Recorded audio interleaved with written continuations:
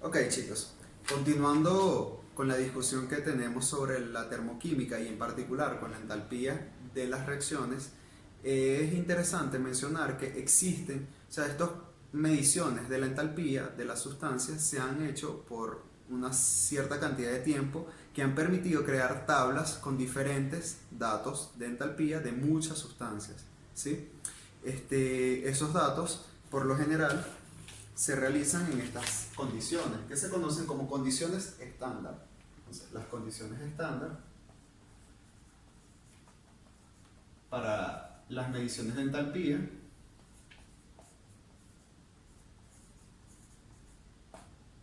son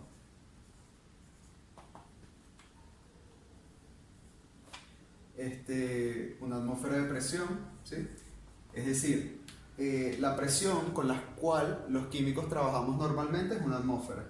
Ese dato varía entre la altitud en la cual estamos, pero las variaciones son muy pocas. O sea, la diferencia entre una ciudad y otra en cuanto a la presión atmosférica es mínima, está en el orden de décimas, milésimas o centésimas. Y a una temperatura que está cercana a 298 Kelvin, ¿sí? Es decir, en promedio, la temperatura a la cual se hacen estas reacciones es la temperatura ambiente, 25 grados centígrados o 298 Kelvin.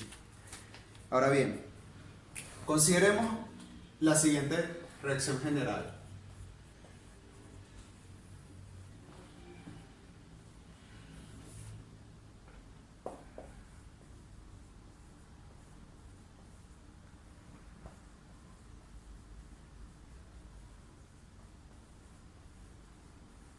Tenemos A, ¿sí? Una sustancia, la voy a llamar A. Reacción general, vamos a llamarla así, ¿sí? Multiplicada por su coeficiente estequiométrico, más otra sustancia B, multiplicada por su coeficiente estequiométrico para dar C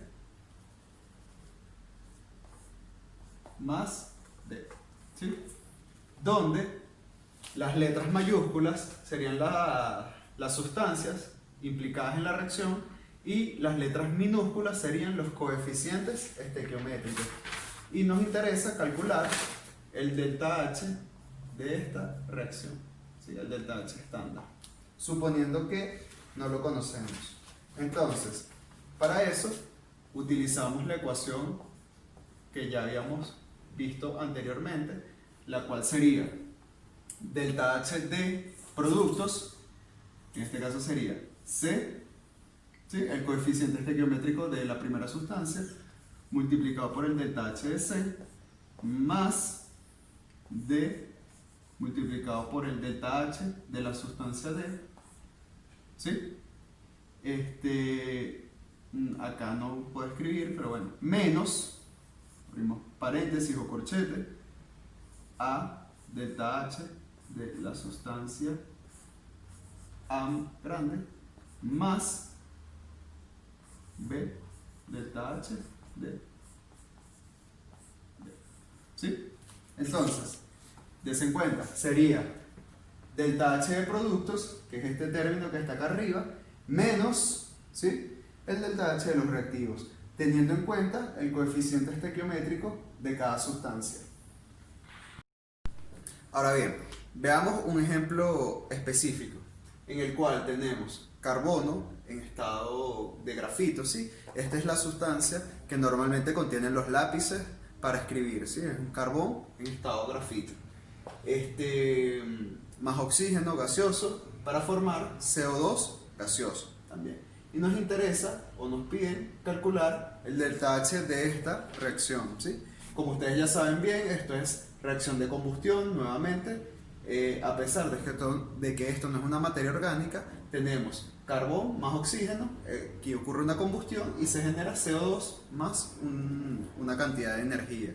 Y vamos a determinar cuánto es esa energía que se está generando en esa reacción. Entonces, para ello necesitamos delta H de reacción estándar va a ser igual al delta H del CO2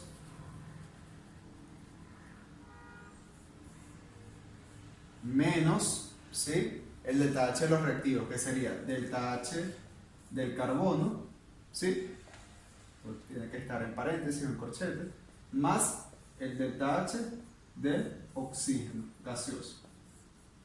Ahora bien, vean algo. Los coeficientes estequiométricos no los estoy tomando en cuenta porque para esta reacción en particular todos son 1.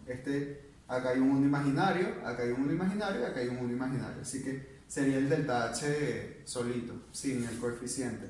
Ahora bien, si buscamos en la tabla, el delta H del carbono, grafito, es 0. ¿Sí? Y el delta H del oxígeno también es 0. Por lo tanto, el delta H de esta reacción, ojo, estos son datos reportados en la tabla. Esa tabla se las comparto en un documento aparte. Entonces el delta H de esa reacción va a ser igual al delta H del dióxido de carbono, ¿sí? Y el delta H del dióxido de carbono vale menos 393,5 kilojoule sobre mol. Entonces, reacción exotérmica, como es de esperarse, es una reacción de combustión y libera una cantidad de energía razonable a partir del carbono mezclado con oxígeno para generar CO2. Esto que tenemos acá se conoce como método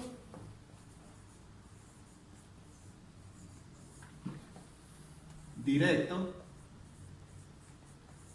para el cálculo de la entalpía. Es decir, existe otro método que no es directo para calcular la entalpía de una reacción, que ya eso lo veremos en otro video.